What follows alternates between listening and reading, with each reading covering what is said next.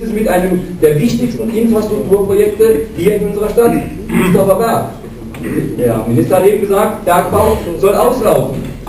Das sind heute hier in unserer Region noch etwa 3000 Arbeitsplätze. Und wir brauchen Ersatz für diese Arbeitsplätze. Hier geht es nicht um die Frage, dass der einzelne Bergbaubeschäftigte zurzeit im Bergbau beschäftigt ist. Für den wird gesorgt. Da ist ein sozialverträgliches Auslaufen gesichert. Aber es geht um die Frage der sozusagen der Kinder der Bergleute. Wir brauchen diese Arbeitsplätze, dass unsere Kinder nicht aus dem Saarland raus müssen, dass sie hier bei uns in der Stadt, im Land Arbeitsplätze kriegen. Und deswegen brauchen wir das Infrastrukturprojekt Liesdorfer Berg, ganz wichtig. Und auch hier haben wir einen ganz entscheidenden Schritt in der vergangenen Woche genommen. Es ist nämlich das Planungsinstitut Albert Speer aus Frankfurt, ein weltweit renommiertes Büro, das in China ganze Städte plant, hat den Auftrag gekriegt, diesen Liesdorfer Berg zu beplanen. Und wir sind auch in puncto Realisierung einen Schritt weitergekommen, weil die Frage, machen wir uns nichts vor, gerade im Liesdorfer Berg ist das Thema Landwirtschaft immer eine ganz wichtige Frage. Und auch hier haben wir gemeinsam mit der Landesregierung die Interessen aller Saarlouier Bürger und auch der Liesdorfer Landwirte ins Kalkül gezogen und haben jetzt einen Weg gefunden, wie wir die ersten 70 Hektar entwickeln können, ohne dass nennenswert für die Landwirtschaft Probleme sind. Und da wird das Land in den nächsten Jahren 42 Millionen Euro bezahlen. 42 Millionen Euro wird das kosten, um dort oben diese Arbeitsplätze zu schaffen, die beim Bergbau wegfallen. Und dann muss ich sagen, dann fällt mir wirklich nichts mehr ein, aber wirklich gar nichts mehr ein. Wenn ich dann Oskar Lafontaine höre, der im Zusammenhang mit dem Bergbau sagt, ja klar, der Bergbau unter der Grimsmühle kann ja nicht weitergehen wegen den Erdbeben. Aber das ist auch richtig, das stimmt. Er hat die Sauerbergwerke für eine Mark verschärft, das stimmt. Aber er hat gesagt, es gibt das sogenannte Anschlussfeld Friedrichweiler. Dort kann man Bergbau machen und da ist der Bergbau möglich. So, jetzt natürlich gucken wir uns mal an, was ist denn das Anschlussfeld Friedrichweiler? Und das Anschlussfeld Friedrichweiler ist nichts anderes als ein Bergbau unter bewohntem Gebiet, nämlich unter Wattgassen, unter Überherrn, unter Felsberg, unter Bomare, unter Pickert, unter Innenstadt Saarlouis, unter Liesdorf, unter Ensdorf und unter dem Liesdorfer Berg.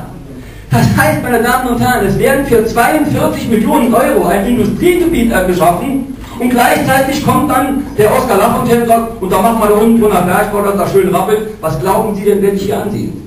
Daran sehen Sie, wie diese Wirtschaftspolitik dieses Oskar Lafontaine, wie verrückt das alles ist. Und insofern ist es umso wichtiger, dass wir hier gerade für unsere Stadt Saarlouis eine Mehrheit für den Peter Müller und für den Peter Jacobi und für den Gerd Wack bekommen. Wir brauchen diese Leute, wir brauchen eine CDU-geführte Landesregierung, damit diese Projekte vorangehen, damit unsere Stadt auch weiter vorangeht und damit auch in Roden hier, im Stadtteil Roden, eine Beruhigung des Verkehrs eintritt. Insofern hat jeder von uns ein eigenes Interesse daran, zu sagen, wir brauchen eine Mehrheit für die CDU und deswegen meine Bitte an euch alle. Wir müssen gemeinsam dafür kämpfen, hier in Roden, in der Stadt, im Kreis, dass wir hier unser Möglichstes tun, damit diese Dinge, die ich eben gesagt habe, auch für uns realisiert werden können. Und das können wir nur gemeinsam. Das kann der Peter Jacobi nicht allein, das kann der Georg Schumann nicht allein und der Gerd Mohr kann das auch nicht allein. Das können wir alle nur gemeinsam und da bitte ich euch alle, kämpft mit in den nächsten 2 Wochen, dass wir gemeinsam es schaffen, dass wir unsere Stadt, dass wir unseren Stadtteil Roden, dass wir unseren Kreis voranbringen. Und Peter, zum Schluss eine Bemerkung muss ich einfach loswerden. Eine Bemerkung muss ich einfach loswerden. Dann der Vorsitzende der SPD, so bin ich schon verwurzelt in dieser Vorstellung, Saarlouier würden als Saarbrücker nicht aussehen wollen.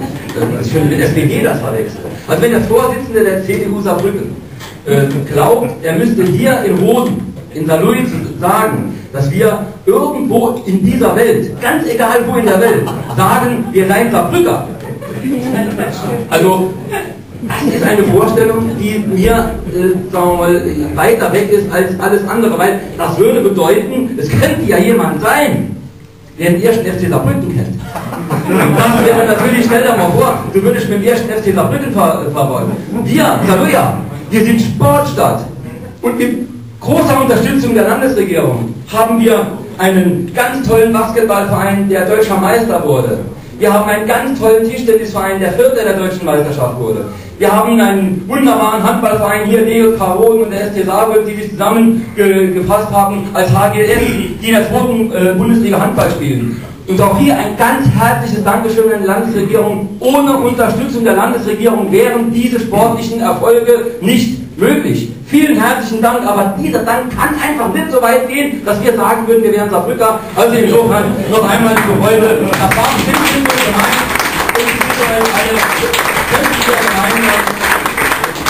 Gemeinsam, dass wir am 30. August am Abend unsere Projekte fortführen können. Und ein ganz herzlicher Dank an den Ortsverband hier in Roden. Das war eine ganz tolle Veranstaltung. Ihr habt das super organisiert, auch mit dem Film hier. Dank an alle, an deine ganze Mannschaft. Das war eine tolle und ich finde das auch eine tolle Veranstaltung. Vielen herzlichen Dank, dass wir als Stadtverband uns an diese Veranstaltung anhängen dürfen. Ja, danke. Und jetzt, glaube ich, können wir über all die Punkte, die diskutiert wurden, eine Bürgerverordnung